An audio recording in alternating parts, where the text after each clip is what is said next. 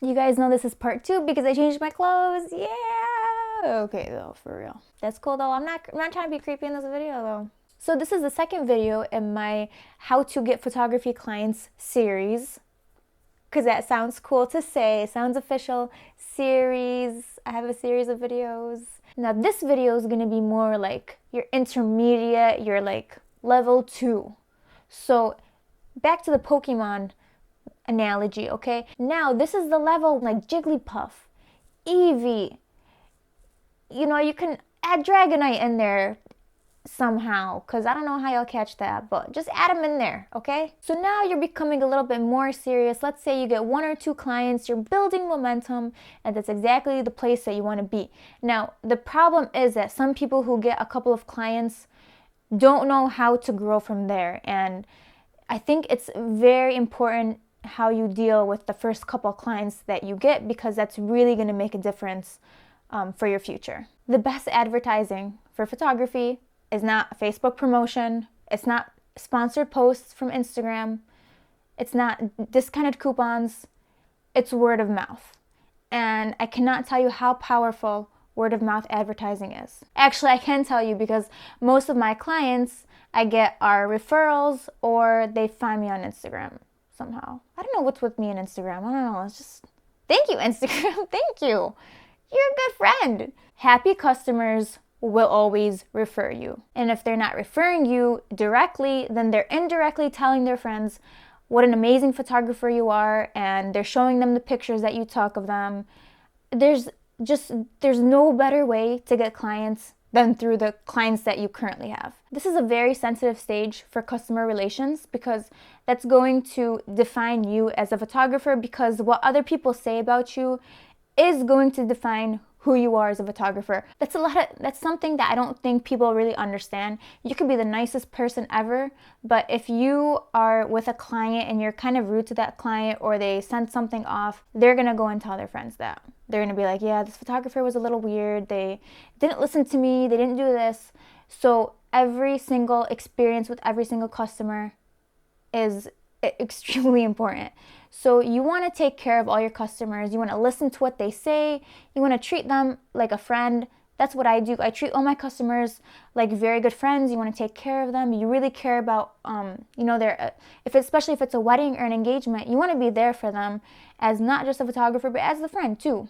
The more genuine approach you have towards your clients, the more positive reaction they're going to have towards you. You have to make sure to cater to your clients. And I'm not saying you have to sit there, kiss their feet, and feed them grapes, and fan them with giant leaves that you found in the Jungle Book, the Disney Jungle Book, because we don't think that we have them here in Michigan, so probably like somewhere in the rainforest somewhere.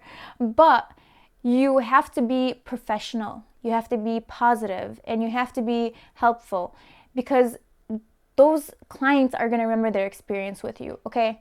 They might get photos that they really love, but if they have a bad experience with you, guess what they're going to tell their friends? Oh yeah, our pictures turned out great, but the photographer was such a jerk. Oh my God. And you want to know how I know this? Because my friends, I have a lot of friends who get married and engaged, and they tell me these stories, Yeah, the photographer didn't listen to me. I wanted this shot and the photographer never got it. I wanted a picture with my sister and the photographer didn't get it. You want to make sure that that's not you that they're talking about. So I'm not saying you have to be perfect every single time, because there's going to be some clients who are more difficult, some clients who are easier to work with. You just have to make sure that you cater to everyone as best as possible. That's all that you can do. Sometimes I'll get a client who says, hey, my face looks a little washed out in this picture. Can you fix it? Some photographers will be like, well, that's how I edit my pictures. But I think the best approach would be to think, okay, this person is not speaking from someone who's just trying to give you a hard time. They think they look washed out in the picture. So you can change it and make them very happy. Like, oh my God, thank you. She actually listened to me and she did what I asked. Or you could be the rude photographer who won't change the picture. So you want to build that relationship with every client, because a happy client will always refer you. Get to know your clients.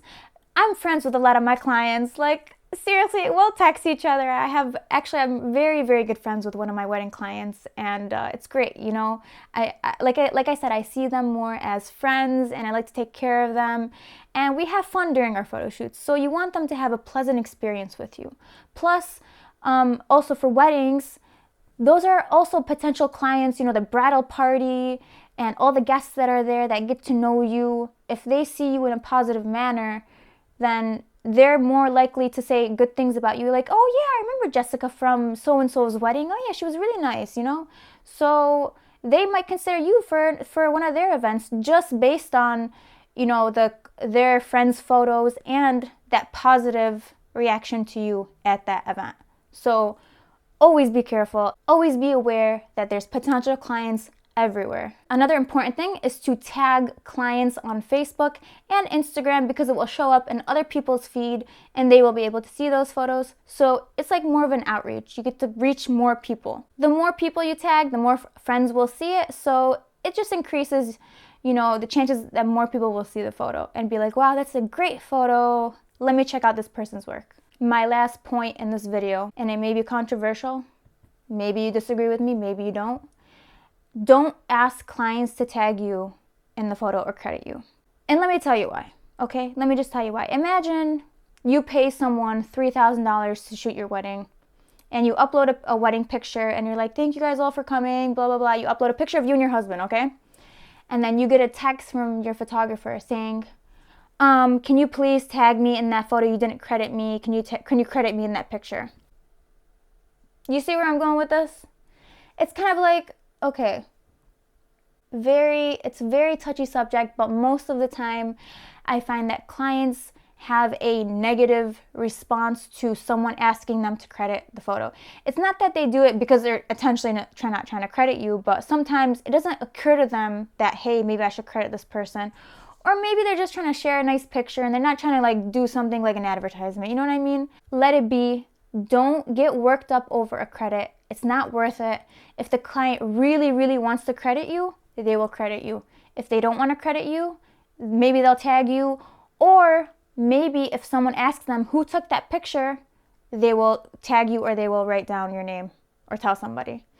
But I feel like when you go out of your way to be like, oh, you didn't credit me in this picture, you can't remove my credit, you can't do this. I don't like that. I'm a photographer and I would not want someone to do that to me. So if someone wants to credit me, thank you so much. If not, that's cool, that's fine. Just be cool. Don't be a tyrant. Don't go around, oh, she didn't credit me. She didn't credit me. It's not a big deal. It's not a big deal. You know, because you don't want to be that photographer that sits around and checks people to make sure that they're crediting you. You don't want to be that photographer. You want to be the photographer that everyone knows about because people are talking about you like, oh, she takes amazing pictures, and people are willing to optionally and voluntarily credit you on their own. And that is what you want. You want people to credit you because they just love your work so much. And again, we can debate this back and forth, but for me personally and for the people that I've spoken to, it's a negative reaction, a negative response when someone is heckling you for credit. It's not worth it, to be honest.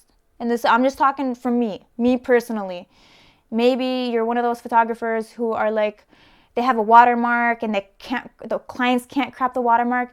You're gonna start to annoy people, okay? You don't want to annoy people. People talk. Everything that you do to your clients, they're gonna go and talk about it to other people. And like I said, I would know this because I have a lot of friends who I meet from engagements and weddings who tell me their negative, their negative experiences with other photographers. You know, so you don't want to be that photographer. You want to be that chill, cool photographer that, you know, people don't see you as like a threat. Like, oh, I have to credit her, she's gonna get mad. You don't want to be that way. Trust me. So build a good reputation. You want to have a positive experience linked to your name. Another thing is to just don't give up so easily. Even though you're not seeing a lot of progress, you're not getting live clients, you have to keep on trying. It's going to take a while for you to build your reputation and to build your name so people will know who you are. That's what's going to separate the photographers that everyone knows and the photographers who just kind of quit right away. So it's not going to take a couple months. May take a year or two for you to get your name out there, but it's important to keep persevering and to not give up. So just keep on going. If it were easy, I mean, everyone would be charging $7,000 for a wedding. So hopefully this video was very helpful, and let me know what you guys think about the situation. There might be a part 3. I don't know yet. We'll have to see where that goes. But if there's a part 3, it will be linked below. Thank you guys so much for watching, and good luck getting more clients.